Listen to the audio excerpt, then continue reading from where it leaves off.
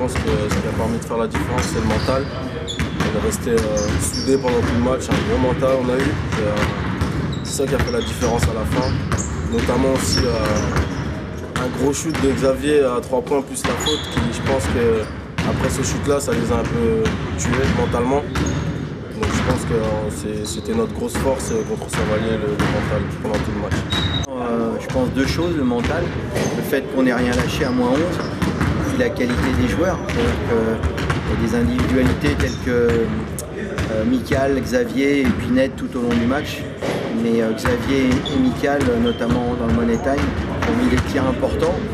Et on savait que contre Saint-Vallier, il fallait rien lâcher. Essayer d'être au plus près dans le Money Time pour pouvoir éventuellement l'emporter. Mais c'est surtout le mental qui a fait la différence.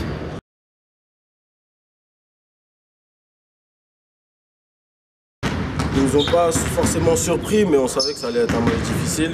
C'est quand même une bonne équipe. Et voilà, à chaque fois, ils perdent des matchs de quelques points, 4, 5, 6 points. Donc c'est sûr que nous, on était avertis que ça allait être un match difficile. Et puis pour finir, on l'a remporté. Et c'est ce qu'il fallait. Non, ils ne nous ont pas surpris. On savait qu'ils allaient être vraiment très agressifs, très dynamiques. Ils ont joué libérés par rapport au fait qu'on évolue en haut de classement. Donc on n'a pas du tout été surpris. Il a fallu simplement gérer la blessure de Will Daniels, l'absence de Marc Judith, le peu de rotation qu'on avait, le fait qu'on soit à -11 à un moment donné. Donc c'est très très méritant par rapport au quatrième quart-temps, le fait d'avoir pu revenir comme on est revenu.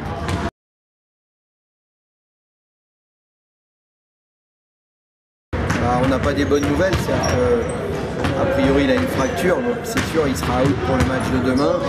Et puis on ne connaît pas encore la durée de son indisponibilité, mais c'est sûr que c'est un sacré coup dur lié à la maladie de Marc Judith. C'est vraiment des absences qui tombent mal par rapport au match de demain soir.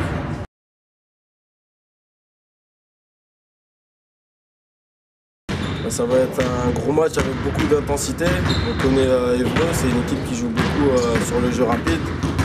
Donc demain il va falloir être prêt et puis il va falloir être bien mentalement. C'est un match avant la trêve. Donc les matchs avant la trêve, on sait très bien que si on se relâche, ça peut facilement se retourner contre nous.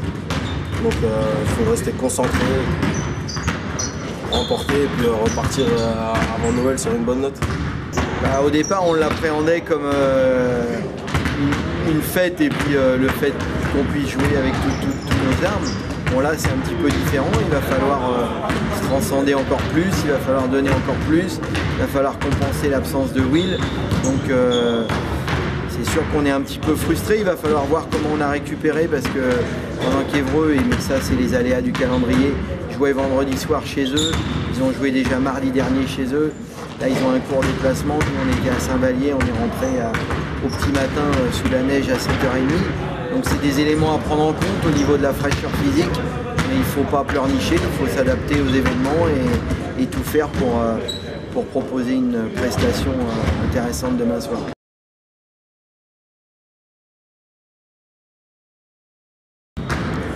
Bon, sur un peu tout, hein. Je pense qu'Évreux, ils sont à 12 victoires de défaite, ils ont la deuxième attaque du championnat, ils sont complets à tous les postes, ils sont très forts mentalement, c'est une équipe aussi très très forte mentalement, donc il n'y a pas une véritable clé du match, c'est plein de petits détails, c'est le fait de tenir les 1 contre 1, d'être capable de rester dans notre spirale offensive.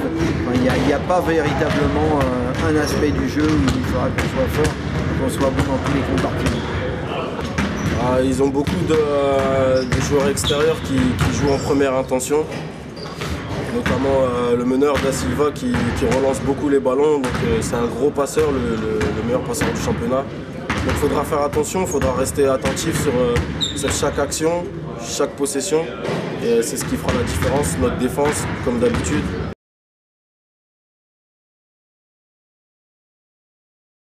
Vu les événements, on aura encore besoin d'eux, de par la valeur de l'adversaire, de par les absences. On aura besoin d'eux encore plus que les autres matchs.